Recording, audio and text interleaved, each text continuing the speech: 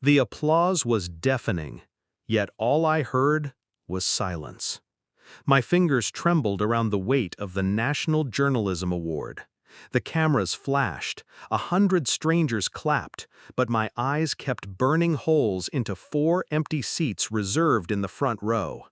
My family's names were printed on the cards. The seats stayed vacant, deliberate, cruel. Then my phone lit up, a photo. Them, my parents, my brother, my sister, on a beach. Drinks raised, laughter so wide I could hear it through the screen. The caption, "Finally free." The audience rose for me. My family chose to disappear. That's when the stranger appeared.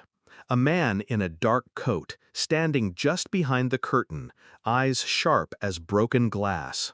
He pressed a rusted key into my palm. His whisper cut through the roar of the hall. "They've been lying to you for 17 years. My blood froze. I once believed in them. Believed in birthday cakes baked by my mother's careful hands, my father's lectures on discipline, my brother's easy charm, my sister's quiet loyalty. I built my world around their approval. Every article I wrote, every late-night investigation fueled by the hunger to prove I was worthy of being theirs. But now, a seed of suspicion cracked open in me. That night, I drove to the address scratched on the back of the key. Our old family home. Abandoned years ago, they said.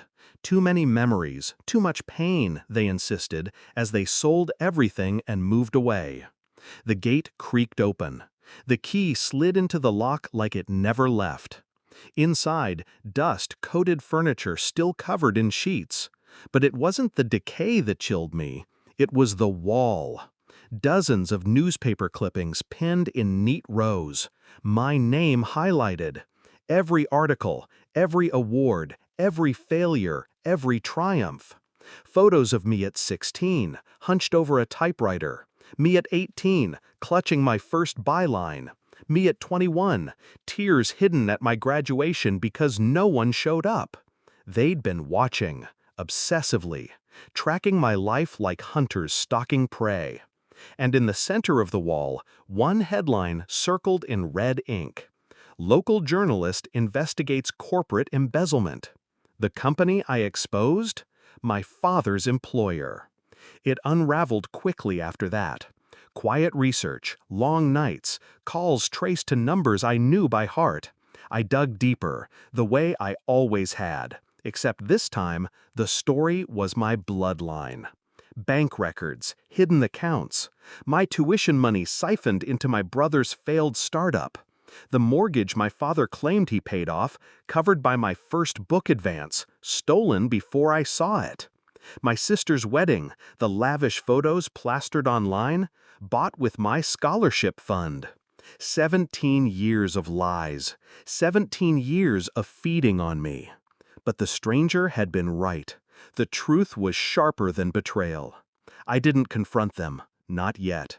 Anger is loud. Revenge demands silence. I set traps with the precision of a surgeon.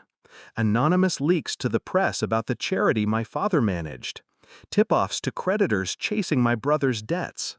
Quietly forwarding documents to authorities about tax evasion, signed by my mother. And the house. I kept that key close. It was more than bricks and shadows. It was evidence, a monument of their obsession with me. I knew it would end where it began. The confrontation came weeks later. They returned from yet another vacation, glowing, sunburned, smug.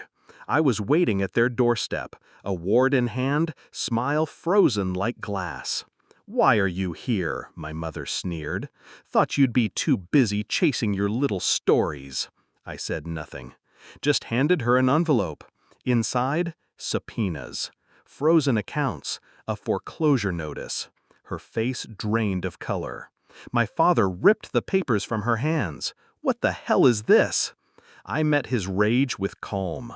"The life you built on my back collapsing."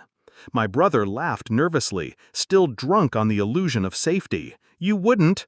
I already did. I turned my phone around, showing them the wall of clippings from the abandoned house. Their shrine to me. You never stopped watching, did you? You never stopped feeding. Silence. They finally understood. The fallout was brutal. Their names blacklisted, their accounts seized, their reputations shredded in the very papers that once printed my bylines. I didn't shout, didn't cry. I simply watched as they unraveled, the same way they watched me grow, silently, obsessively, until the story ended. But unlike them, I didn't abandon blood. I left the key on their table, the rusted metal heavy with the weight of 17 years. This was your mistake, I said, thinking I was still the child you could starve. Now, months later, I sit in my apartment surrounded by awards I no longer care about. My phone doesn't light up with family photos anymore. Only silence. But silence is better than betrayal. I've learned something the hard way. Blood isn't loyalty. Blood can be poison.